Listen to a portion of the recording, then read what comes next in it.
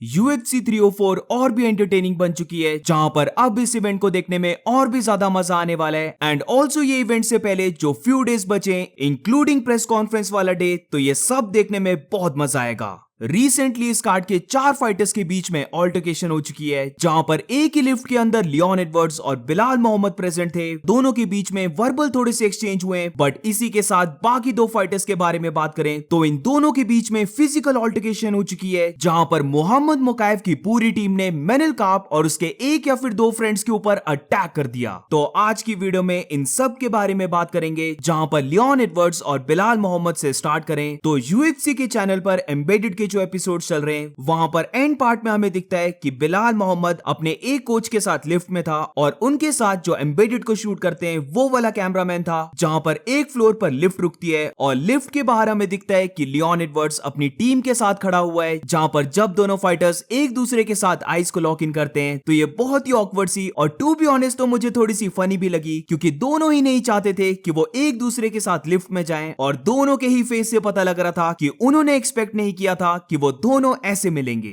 अब गाइस, इसके बाद दोनों फाइटर्स के इंटरव्यूज आ चुके हैं, उनको भी मैं शॉर्टली कवर करता हूं, बट डायरेक्टली अगर बताऊं तो दोनों ही फाइटर्स गलत बोल रहे हैं और एक्चुअली में जो हुआ है वो कंप्लीटली डिफरेंट है जो दोनों फाइटर्स एक दूसरे के बारे में बता रहे हैं। तो पहले देखते हैं एक्चुअली में हुआ क्या। जहां पर ये लिफ्ट का जब डोर ओपन होता है तो लियोन एडवर्ड्स और उसके साथ जो 4 to 5 मेंबर्स थे, इंक्लूडिंग उसका ब्रदर और उसका हेड कोच, वो सारे लिफ्ट के अंदर आ जाते हैं, जहां पर लियोन एडवर्ड्स और बिलाल मोहम्मद स्टार्टिंग में एक दूसरे को स्टेयर करने लग पड़ते हैं, जिधर लियोन एडवर्ड्स बिलाल मोहम्मद के निकनेम का मजाक उड़ाते हुए काफी ऑकवर्डली बोलता है रिमेंबर द नेम, और उसके बाद दोनों साइलेंट हो गए और दोनों ने ही एक दूसरे को कुछ भी नहीं बोला है।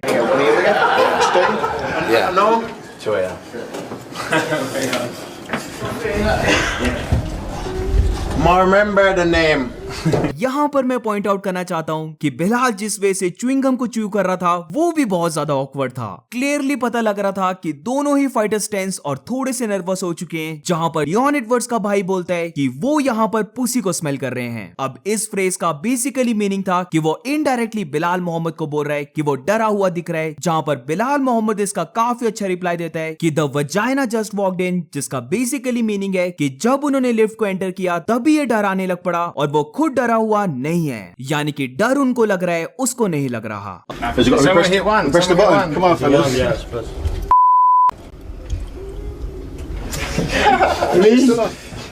I smell. The vagina just walked in. I smell.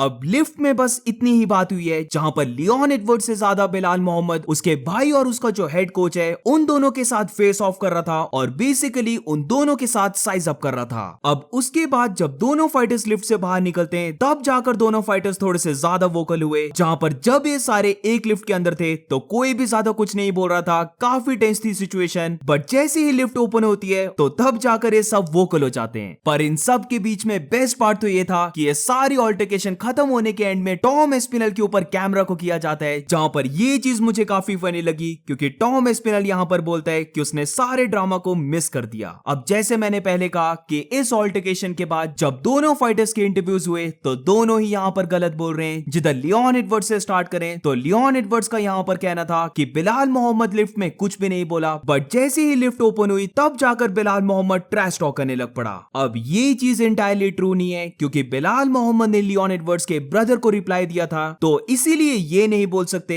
कि बिलाल मोहम्मद लिफ्ट के अंदर बिल्कुल ही चुप होके खड़ा था, और ये बहुत ही क्लियर था कि अगर फिर से कोई बिलाल मोहम्मद को इनडायरेक्टली कमेंट करता तो बिलाल मोहम्मद उसका डेफिनेटली रिप्लाई देता। अब दूसरी साइड बिलाल मोहम्मद ने भी जो स्टोरी को नरेट किया है वो भी गलत है, जहां पर बिलाल मोहम्मद ये कहता है कि लियोन एडवर्ड्स उसे डरा हुआ था, जो बाय द वे जरा भी सेंस नहीं बनाता। ऑब्वियसली उसके पास नंबर की पावर थी तो वो क्यों डरा होगा। वेरेस इसके साथ बिलाल मोहम्मद भी ये बोलता है कि लिफ्ट के अंदर लियोन एडवर्ड्स और उसकी पूरी टीम कंप्लीटली क्वाइट थी, जो अगेन सच नहीं है, क्योंकि सबसे पहले लियोन एडवर्ड्स ने ही स्टार्ट किया था, जिधर उसने बिलाल मोहम्मद के निकनेम का मजाक उड़ाया था। तो ये चीज हमें भूलनी नहीं चाहिए कि बिलाल मोहम्मद ने उसका रिप्लाई नहीं दिया था। वेरस उसके बाद लियोन एडवर्ड्स के ब्रदर ने वो पुसी वाली बात बोली थी जिसका बिलाल मोहम्मद ने रिप्लाई दिया था। तो बेसिकली यहाँ पर हो रहा है ऐसा है कि दोनों ही फाइटर्स खुद को बूस्ट अप कर रहे हैं और उनके माइंड में ऐसा चल रहा है कि वो लिफ्ट की सिचुएशन को विन किए, बट वीडियो देखने के बाद ये क्लियर हो जाता है कि दोनों ही फाइटर्स थोड़े से टेंस थे और दोनों ही नहीं चाहते थे कि वो ऐसे एक दूसरे के साथ लिफ्ट के अंदर मिले। तो ये थी लियोन एडवर्ड्स और बिलाल मोहम्मद की सिचुएशन। बट इसके बाद मैनुएल काप और मोहम्मद मुकायब की जो अल्टरकेशन हुई है वो बहुत ही ज्यादा बड़ी है, जहां पर अपेरेंटली ये रिपोर्ट्स आ रही हैं कि मोहम्मद मुकायब अपनी पूरी टीम के साथ मैनुएल काप के ऊपर अटैक कर देता है।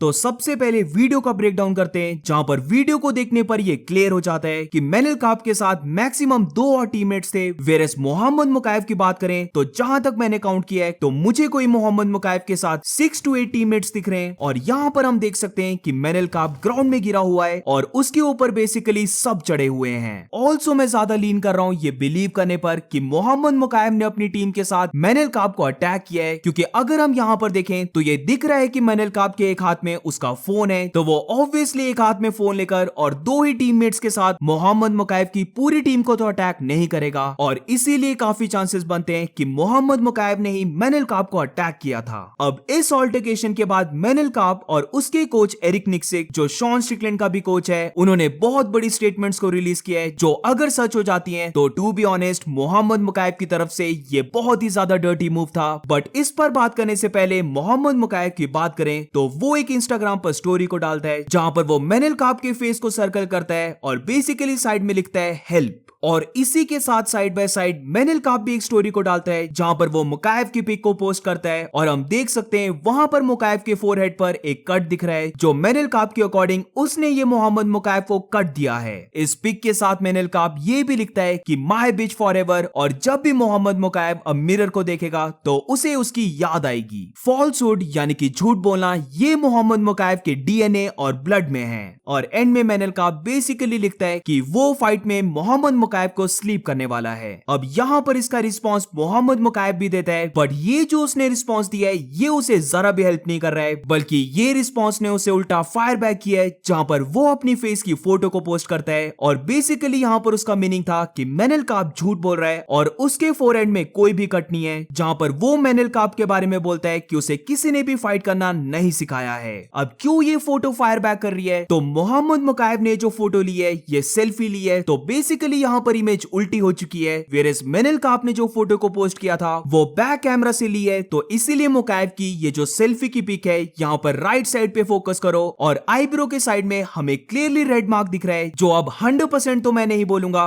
बट काफी ही ज्यादा सिमिलर लग रहा है मैनुएल काप की पिक से, जहां पर कट की पोजीशन ऑलमोस्ट सेम दिख रही है। अब देखते हैं जो मैनुएल काप और उसके कोच ने स्टेटमेंट को रिलीज किया है। बेसिकली मैनुएल काप का कोच एरिक निक्सिक का ये कहना था कि मोहम्मद मुकायब ने मैनुएल काप के ऊपर एक प्रॉपर प्लान से जंप किया है और बेसिकली उसे सेटअप किया ताकि वो अपने टीममेट्स के साथ मैनुएल काप को बीट कर सके। अब वो क्या सेटअप था, मोहम्मद मुकायब ने मैनुएल काप को कैसे सेटअप किया, तो यहाँ पर मैनुएल काप ने पूरा डिस्क्लोज कर दिया है, जहां पर वो डायरेक्टली मोहम्मद मुकायब को बोलता है कि वो किस टाइप का मुस्लिम है। उसने सबसे पहले उसे सलाम किया, उसके साथ फोटो लेने के लिए कहा, और जब वो फोटो ले रहे थे तो एकदम से उसे बिट्रे करके उसने उसे पंच करने की ट्राई की। वो अब क्लियरली देख सकता है कि मोहम्मद मुकायब एक दागिस्तानी फाइटर नहीं है, जहां पर दागिस्तान में फाइटर्स को रेज अप किया जाता है, बट मुकायब एक्चुअली में एक पुअर बास्टर्ड है जो लो इनकम के साथ मैनचेस्टर में बड़ा हुआ है without any honour and principle. जब वेगस में उसने मोहम्मद मुकायब को हिट किया था तो उसने डायरेक्टली मुकायब को बोला था कि वो रेडी हो जाए उसके साथ फाइट करने के लिए, क्योंकि वो एक ऐसा पर्सन है जिसके पास ऑनर है, वो कभी भी बिट्रे करके एकदम से अटैक नहीं करेगा, यानी कि पीठ पीछे वार नहीं करेगा। बट अब मुकायब ने जो किया है वो कंटिन्यू रहेगा और ये बेसिकली अब कार्नेज बन चुका है। और एंड में मैनुएल काप ने बेसिकली मोहम्मद मुकायब को शैतान बोला है। अब जिसे नहीं पता तो मैनुएल काप भी एक मुस्लिम है, जहां पर I don't know why but जिस वे से मैंने वीडियो को देखा है मैं यहाँ पर मैनुएल काप पे बिलीव कर रहा हूँ, क्योंकि वीडियो में भी हमें क्लियर दिख रहा है कि मैनुएल काप के एक हाथ में फोन था, उसके पास सिर्फ 2 टीममेट्स थे, वेरस मोहम्मद मुकायब अपनी पूरी टीम के साथ मैनुएल काप के ऊपर अटैक कर रहा था। तो काफी चांसेस हैं कि एक्चुअली में मोहम्मद मुकायब ने यहाँ पर मैनुएल काप को सेटअप किया था, उसे फोटो लेने के लिए कहा और बेसिकली उसे अपने टीममेट्स के साथ जंप कर दिया। अब ऑब्वियसली यहाँ पर भी श्योरिटी से नहीं बोल सकते, बट अगर ये बात सच होती है तो टू बी ऑनेस्ट ये चीज करना बहुत ही ज्यादा डर्टी था।